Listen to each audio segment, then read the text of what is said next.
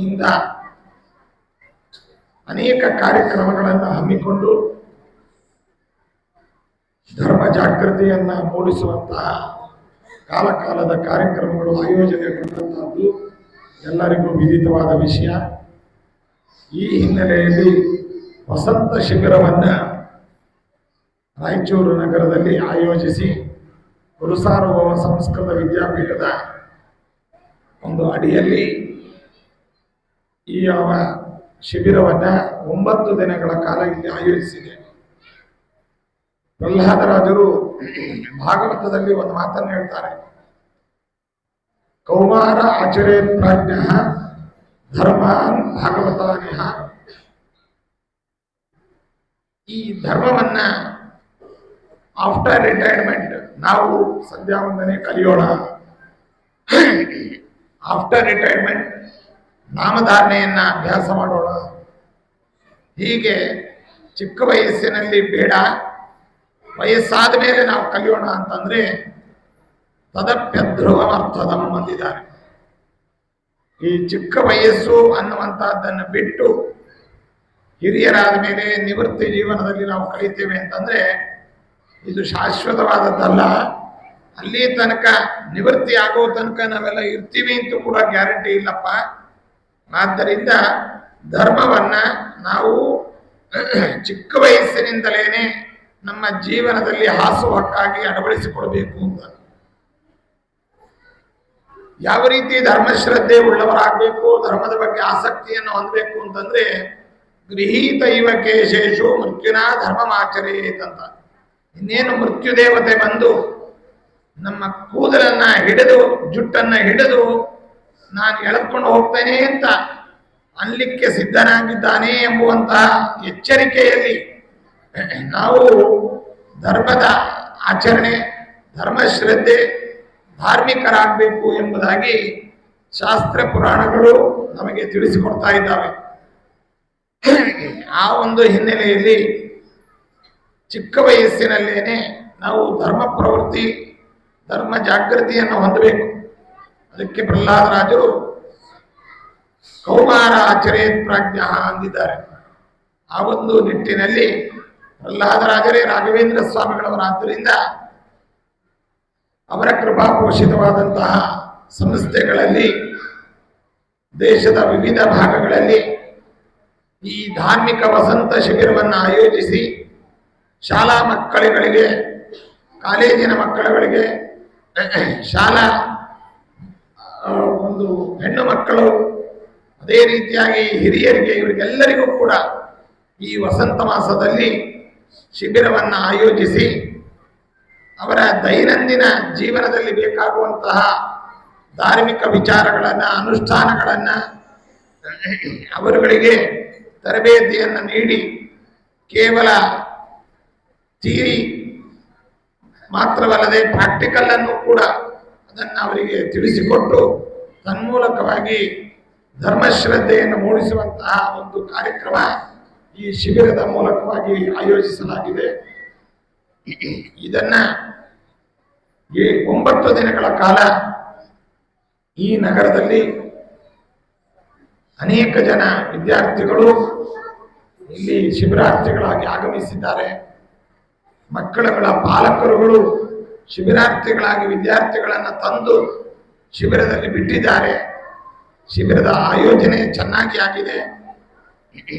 ಜೊತೆಯಲ್ಲಿ ಶಿಕ್ಷಕರುಗಳಾಗಿ ನಮ್ಮ ಗುರುಸಾರ್ವಭೌಮ ಸಂಸ್ಕೃತ ವಿದ್ಯಾಪೀಠದ ಅಧ್ಯಾಪಕರುಗಳು ವೆಂಕಟೇಶಾಚಾರ್ಯ, ಗರಗ ರಾಮಾಚಾರ್ಯ, ನರಹರಿ ಆಚಾರ್ಯ, ಅದೇ ರೀತಿಯಾಗಿ ಅರವಿಂದಾಚಾರ್ಯ, ನಾರಾಯಣಾಚಾರ್ಯ, ಸುಬೋಧಾಚಾರ್ಯ ಮತ್ತು ಶ್ರೀನಿವಾಸ್ ಜೋಶಿ ಇವರೆಲ್ಲರೂ ಕೂಡ ಈ ಶಿಬಿರದಲ್ಲಿ ಬೋಧಕರಾಗಿ ಬೇರೆ ಬೇರೆ ವಿಷಯಗಳನ್ನು ಉತ್ತಮವಾದ ರೀತಿಯಲ್ಲಿ ಬೋಧನೆ ಮಾಡುವ ಮೂಲಕ ಈ ಶಿಬಿರವನ್ನು ಮುನ್ನಡೆಸಿದ್ದಾರೆ. ಈ ಶಿಬಿರದ ಬೋಧಕರಾಗಿ, ಅಧ್ಯೇತೃಗಳಾಗಿ ಬಾಕಿದವರಾದರೆ ಬೋಧಕರೂ ಆಗಿ, ಯೋಜಕರೂ ಆಗಿ, ಸಂಘಟಕರೂ ಆಗಿ ಯುವಕರಾದಂತಹ ನಮ್ಮ ರಾಯಚೂರಿನ ಮಠಾಧಿಕಾರಿಗಳಾದ ಆನಂದಾಚಾರ್ಯ ಅವರು ಬಹಳ ಚೆನ್ನಾಗಿ ಜನ ಸಂಘಟನೆಯನ್ನ ಧಾರ್ಮಿಕ ಕಾರ್ಯಕ್ರಮಗಳನ್ನು ಆಯೋಜಿಸೋದ್ರಲ್ಲಿ ಬಹಳ ವಿಶಿಷ್ಟವಾದ ಕಲೆಯನ್ನು ಹೊಂದಿದ್ದಾರೆ. ಅಂತಹ ಯುವಕರ ಧಾರ್ಮಿಕರ ಮತ್ತು ಅಧ್ಯಯನ ಮಾಡಿದವರ ಮಾರ್ಗದರ್ಶನದಲ್ಲಿ ಈ ಶಿಬಿರ ಮುಂದಕ್ಕೆ ನಡೆದಿದೆ.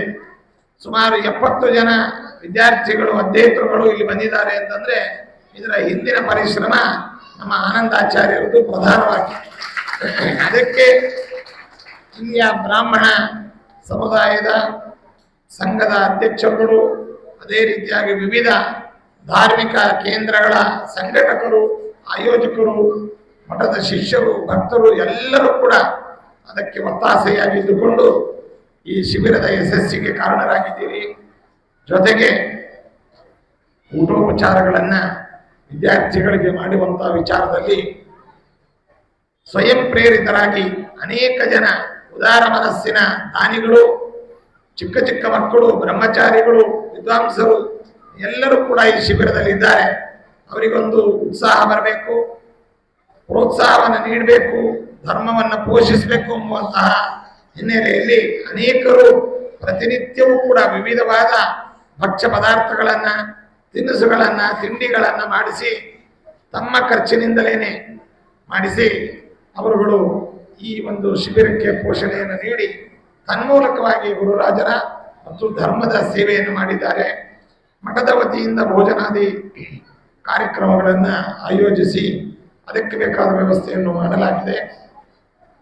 ಇದು ತೆಲುಗಿನಲ್ಲಿ ವಾಮನಾವತಾರದ ಒಂದು ಸನ್ನಿವೇಶವನ್ನು ಹೇಳುವಾಗ ಇಂತಿಂತೈ ವಟುಡಿಂತೈ ಅಂತ ಹೇಳಿ ವಾಮನ ದೇವರು ಚಿಕ್ಕ ರೂಪದಿಂದ ಅದು ಮುಂದೆ ತ್ರಿವಿಕ್ರಮ ರೂಪವನ್ನು ತೆಗೆದುಕೊಂಡು ಊರ್ಧ್ವಲೋಕ, ಅಧೋಲೋಕ ಎಲ್ಲ ಲೋಕವನ್ನು ವ್ಯಾಪಿಸಿದಂತೆ ಈ ಬಾರಿ ಈ 70 ಜನದ ಶಿಬಿರ ಮುಂದಿನ ದಿನಗಳಲ್ಲಿ, ಮುಂದಿನ ವರ್ಷಗಳಲ್ಲಿ ನೂರಾರು ಸಂಖ್ಯೆಯ ವಿದ್ಯಾರ್ಥಿಗಳ ಶಿಬಿರವಾಗಿ ಆಯೋಜನೆಗೊಳ್ಳುವಂತೆ ಎನ್ನುವ ಭರವಸೆ, ನಂಬಿಕೆ ನಮಗಿದೆ.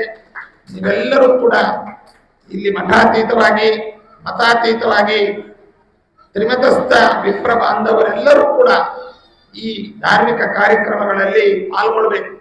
ನ ಧರ್ಮೋ ಧಾರ್ಮಿಕೈರ್ವಿನ ಅಂತ, ಧರ್ಮ ಧಾರ್ಮಿಕರಿಲ್ಲದೆ, ಧರ್ಮವನ್ನ ಪೋಷಣೆ ಮಾಡುವವರಿಲ್ಲದೆ ಧರ್ಮ ನಿಲ್ಲೋದಿಲ್ಲಂತೆ. ಅಂತಹ ಒಂದು ಹೇಳಿದೆ ನಾನು ಹಾಗೆ ಅವರೆಲ್ಲರೂ ಕೂಡ ಸಹಾಯ ಮತ್ತು ಕರ್ತವ್ಯ ಮತ್ತು ಅದರಲ್ಲಿ ತಾವು ಕೂಡ ಇನ್ವಾಲ್ವ್ ಆಗಬೇಕಾದದ್ದು ಮುಖ್ಯ ಕರ್ತವ್ಯ. ಇವತ್ತು ಬೇರೆ ಬೇರೆ ಧರ್ಮದವರು ತಮ್ಮ ತಮ್ಮ ಧರ್ಮದ ಧರ್ಮಾಭಾಸಗಳ ಒಂದು ಪ್ರಚಾರವನ್ನ, ಬೋಧನೆಯನ್ನ ಬೈ ಫೋರ್ಸ್ ಇವತ್ತು ಶಾಲಾ ಕಾಲೇಜುಗಳಲ್ಲಿ ಮಾಡ್ತಾ ಇದ್ದಾರೆ. ಮತ್ತೆ ಅವರವರ ಪ್ರಾರ್ಥನಾ ಸ್ಥಳಗಳಲ್ಲಿ ಮಾಡ್ತಾ ಇದ್ದಾರೆ, ಸಾರ್ವಜನಿಕ ಸ್ಥಳಗಳಲ್ಲಿ ಮಾಡ್ತಾ ಇದ್ದಾರೆ. ನಮಗೆ ಗೊತ್ತಿಲ್ಲದಲೇ ಸ್ಲೋ ಪಾಯ್ಸನ್ ಅಂತ ಅವರಿಗೆಲ್ಲ ರೀತಿಯಲ್ಲಿ ಪರಿವರ್ತನೆ ಅನ್ನುವಂಥದ್ದು ಮಾಡ್ತಾ ಇದ್ದಾರೆ. ಈ ಸಂದರ್ಭದಲ್ಲಿ ನಾವು ವಿಪ್ರ ಸಮುದಾಯದವರು ಎಚ್ಚೆತ್ತುಕೊಳ್ಬೇಕು, ಹಿಂದೂ ಸಮಾಜದವರು ಎಚ್ಚೆತ್ತುಕೊಳ್ಬೇಕು, ಜಾಗರೂಕರಾಗಿರಬೇಕು. ಯಾವುದೇ ಮಠಮಾನ್ಯಗಳಿಗೆ, ಧಾರ್ಮಿಕ ಕಾರ್ಯಕ್ರಮಗಳಿಗೆ ಹಿರಿಯರು ಹೋಗುವುದು ಪ್ರಧಾನವಾದದ್ದಲ್ಲ. ಇವತ್ತು ಕನ್ವರ್ಷನ್ ಅನ್ನುವಂಥದ್ದು ಅಥವಾ ಬ್ರೈನ್ ವಾಶ್ ಅನ್ನುವಂಥದ್ದು ದೊಡ್ಡವರಿಗೆ ಮಾಡಲಿಕ್ಕೆ ಸಾಧ್ಯವಿಲ್ಲ, ಚಿಕ್ಕ ಮಕ್ಕಳಲ್ಲಿ ಬೇಗ ಮಾಡಲಿಕ್ಕೆ ಸಾಧ್ಯ. ಆದ್ದರಿಂದ ನಾವು ಈ ತರಹದ ಧಾರ್ಮಿಕ ಕಾರ್ಯಕ್ರಮಗಳು, ಧಾರ್ಮಿಕ ಸಂಸ್ಥೆ, ದೇವಸ್ಥಾನ, ಮಠಮಾನ್ಯಗಳು ಇವುಗಳಿಗೆ ಪ್ರಧಾನವಾಗಿ ಮಕ್ಕಳನ್ನ ನಾವು ಕಳಿಸಬೇಕು, ಕರೆದುಕೊಂಡು ಹೋಗ್ಬೇಕು. ನಮಗೆ ಹೋಗ್ಲಿಕ್ಕೆ ಆಗ್ತಾ ಇದ್ರೆ ಮಕ್ಕಳನ್ನಾದ್ರೂ ಕಳಿಸ್ಬೇಕು. ಇದು ನಾವಾದ್ರೂ ಬರಬೇಕಲ್ಲ, ಮಕ್ಕಳಾದ್ರೂ ಬರಬೇಕು. ನಾವು ಬರದೇ ಇದ್ರೂ ಪರವಾಗಿಲ್ಲ, ಮಕ್ಕಳು ಬರಬೇಕು. ಈ ಒಂದು ಸಂಕಲ್ಪ, ಎಚ್ಚರಿಕೆಯನ್ನು ನಾವೆಲ್ಲರೂ ಕೂಡ ಹಿರಿಯರು ಇಟ್ಟುಕೊಳ್ಬೇಕು ಅಂತ ಒಂದು ಶಿಬಿರದ ಆಯೋಜನೆ ಮೂಲಕವಾಗಿ ನಮ್ಮ ಹಿಂದೂ ಧರ್ಮದ, ವಿಪ್ರ ಸಮುದಾಯದ ಧರ್ಮದ ಒಂದು ಜಾಗೃತಿ ಮತ್ತು ಅಭಿವೃದ್ಧಿ, ಪ್ರಚಾರ, ಇದರ ಮಹತ್ವ, ಇದನ್ನೆಲ್ಲವನ್ನು ಕೂಡ ನಾವು ತಿಳಿಸಿ ಹೇಳಬೇಕಾದದ್ದು ನಮ್ಮ ಕರ್ತವ್ಯವಾಗಿದೆ. ಆ ಒಂದು ಹಿನ್ನೆಲೆಯಲ್ಲಿ ಇಲ್ಲಿ ಶಿಬಿರವನ್ನು ಆಯೋಜಿಸಿ 9 ದಿನಗಳ ಕಾಲ ಉತ್ತಮವಾದ ರೀತಿಯಲ್ಲಿ ಧಾರ್ಮಿಕ ಬೋಧನೆ ಅನ್ನುವಂಥದ್ದಾಗಿದೆ. ಗುರು ಅಧೀತಂ ಗುರವೇ ನಿವೇದಿತಂ ಆಗಬಾರ್ದು. ಗುರುಗಳಲ್ಲಿ ಓದಿದ್ದು ಇಲ್ಲೇ ಬಿಟ್ಟು ಹೋಗಬಾರ್ದು. ಇದನ್ನು ನಮ್ಮ ಮನೆಗೆ ಒಯ್ಯಬೇಕು. ನಮ್ಮ ನಿತ್ಯ ಜೀವನದಲ್ಲಿ ಹಾಸು ಹೊಕ್ಕಾಗಿ ಅದನ್ನು ನಾವು ಅಳವಡಿಸಿಕೊಂಡಾಗ ಮಾತ್ರ 9 ದಿನದ ಶಿಬಿರ ನಮ್ಮ 90 ವರ್ಷದ ಜೀವನದ ಉದ್ದಕ್ಕೂ ಕೂಡ ಅದು ಸದಾಕಾಲ ಫಲವನ್ನು ನೀಡುತ್ತೆ. ಧರ್ಮ ಏವ ಹತೋ ಹಂತಿ ಧರ್ಮೋ ರಕ್ಷತಿ ರಕ್ಷಿತ ಅಂತ. ಯಾರು ಧರ್ಮವನ್ನ ನಾಶ ಮಾಡಬೇಕು ಅಂತಾರೆ, ಯಾರು ಧರ್ಮವನ್ನ ಕೆಡಿಸಬೇಕು ಅಂತಿದ್ದಾರೆ, ಅವರನ್ನ ಧರ್ಮವೇ ಕೆಡಿಸತ್ತೆ. ಯಾರು ಧರ್ಮವನ್ನ ರಕ್ಷಣೆ ಮಾಡಲಿಕ್ಕೆ ಧರ್ಮವನ್ನು ಆಚರಣೆ ಮಾಡ್ತಾರೆ, ಅವರನ್ನ ಧರ್ಮವೇ ರಕ್ಷಣೆ ಮಾಡುತ್ತೆ ಅಂತ ಹೇಳಿದೆ. ಅಂತಹ ಒಂದು ಹಿನ್ನೆಲೆಯಲ್ಲಿ ಈ ಶಿಬಿರದ ಕಾರ್ಯಕ್ರಮ ಈ ಬಾರಿ ಒಂದು ಬಹಳ ಉತ್ತಮವಾದ ರೀತಿಯಲ್ಲಿ ಸಂಪನ್ನಗೊಂಡಿದೆ. ಇದು ವಿಪ್ರ ಸಮುದಾಯಕ್ಕೆ ಸಂಬಂಧಪಟ್ಟ ಶಿಬಿರವಾಗಿದೆ. ಮುಂದಿನ ದಿನಗಳಲ್ಲಿ ಹಿಂದೂ ಸಮಾಜದ ಜನತೆಗೆ, ಮಕ್ಕಳಿಗೆ, ಸ್ತ್ರೀಯರಿಗೆ ಸಂಬಂಧಪಟ್ಟಂತಹ ಬೇರೊಂದು ಆಯಾಮದ ಶಿಬಿರವನ್ನು ಕೂಡ ಆಯೋಜಿಸಿ ಹಿಂದೂ ಸಂಘಟನೆ, ಹಿಂದೂ ಧರ್ಮದ ಉಳಿಮೆಯೂ ಕೂಡ ನಮ್ಮ ಪ್ರಧಾನವಾದದ್ದು. ಕೇವಲ ಬ್ರಾಹ್ಮಣ್ಯ ಉಳಿದ್ರೆ ಅಲ್ಲ, ಹಿಂದೂ ಧರ್ಮ ಉಳಿಬೇಕು, ಅದರಲ್ಲಿ ಬ್ರಾಹ್ಮಣ್ಯ ಉಳಿಬೇಕು. ಆದ್ದರಿಂದ ಆ ಒಂದು ನಿಟ್ಟಿನಲ್ಲಿ ನಾವು ಹೆಜ್ಜೆ ಹಾಕೋಣ ಅಂತ ಹೇಳ್ತಾ, ಈ ಶಿಬಿರದ ಆಯೋಜಕರು, ಶಿಬಿರಕ್ಕೆ ಮಕ್ಕಳನ್ನು ತಂದು ಬಿಟ್ಟಂತಹ ಪಾಲಕರು, ಶಿಬಿರದಲ್ಲಿ ಅಧ್ಯಯನ ಮಾಡಿದ ವಿದ್ಯಾರ್ಥಿಗಳು, ಶಿಬಿರದಲ್ಲಿ ಬೋಧನೆ ಮಾಡಿದಂತಹ ವಿದ್ವಾಂಸರು, ಶಿಬಿರಕ್ಕೆ ಯೋಜನೆ ಮಾಡಿರ್ತಕ್ಕಂಥ ಮಠಾಧಿಕಾರಿಗಳಾಗಿರ್ತಕ್ಕಂಥ ಆನಂದಾಚಾರ್ಯರು, ಅದೇ ರೀತಿಯಾಗಿ ಶಿಬಿರಾರ್ಥಿಗಳಿಗೆ ಅನೇಕ ಬಗೆಯಾದ ತಿಂಡಿ ತಿನಿಸುಗಳನ್ನು ತಮ್ಮ ಸ್ವಇಚ್ಛೆಯಿಂದ ಮಾಡಿ ಗುಣಪಡಿಸಿದಂತಹ ದಾನಿಗಳು, ಅವರೆಲ್ಲರಿಗೂ ಕೂಡ ಹರಿವಾಯು ಗುರುಗಳು ವಿಶೇಷವಾಗಿ ಅನುಗ್ರಹಿಸಿ ಈ ಪುಣ್ಯವನ್ನು ಅವರಿಗೂ ನೀಡ್ತಾರೆ. ಅದು ನಮ್ಮ ಮುಂದಿನ ಧರ್ಮದ ಜಾಗೃತಿಗೆ, ಧರ್ಮದ ಉಳಿವಿಗೆ ಇದೊಂದು ಹೆಜ್ಜೆ ಆಗಲಿ ಎಂಬುದಾಗಿ ಹೇಳ್ತಾ, ಪ್ರಧಾನವಾಗಿ ಮಂತ್ರಾಲಯದ ವಿದ್ಯಾಪೀಠದ ನಮ್ಮ ಪ್ರಾಂಶುಪಾಲರಾದಂತಹ ವಾದಿರಾಜಾಚಾರ್ಯರು, ಮತ್ತೋರ್ವ ಪ್ರಾಂಶುಪಾಲರಾದಂತಹ ರಾಯಚೂರು ಪಾಠಶಾಲೆಯ ಫೌಂಡರ್ ಆದಂತಹ ಹಿರಿಯ ವಿದ್ವಾಂಸರಾದ ಬಂಡಿ ಶ್ಯಾಮಾಚಾರ್ಯರು ಮತ್ತಿತರ ವಿದ್ವಾಂಸರ ಒಂದು ಸಹಯೋಗ, ಮಾರ್ಗದರ್ಶನ ಮತ್ತು ಪರಿಶ್ರಮವೂ ಕೂಡ ಇದರಲ್ಲಿ ಪ್ರಧಾನವಾಗಿದೆ ಅಂತ ಹೇಳ್ತಾ, ನಮ್ಮ ರಾಯಚೂರು ಮಠದ ಶಾಖಾ ಮಠದ ಸಿಬ್ಬಂದಿಗಳು ಕೂಡ ಬಹಳ ಶ್ರಮವನ್ನು ವಹಿಸಿ ಕಾಲಕಾಲಕ್ಕೆ ಇದಕ್ಕೆ ಬೇಕಾದ ಎಲ್ಲ ವ್ಯವಸ್ಥೆಗಳನ್ನು ಮಾಡಿದ್ದಾರೆ. ಎಲ್ಲರನ್ನು ಅಭಿನಂದಿಸಿ ಎಲ್ಲರಿಗೂ ಶುಭವನ್ನು ಕೋರುತ್ತಾ, ಇಲ್ಲಿ ನಮ್ಮ ದ್ವಾರಕನಾಥಾಚಾರ್ಯರು ಇಲ್ಲಿಯ ಮೇಲೆ ಜವಾಬ್ದಾರಿಯನ್ನು ಹೊತ್ತಿದ್ದರು. ವಿದ್ವಾಂಸರಾಗಿ, ಮ್ಯಾನೇಜರ್ ಆಗಿ, ವ್ಯವಸ್ಥಾಪಕರಾಗಿ ಸೇವೆಯನ್ನು ಮಾಡ್ತಾ ಇದ್ದರು.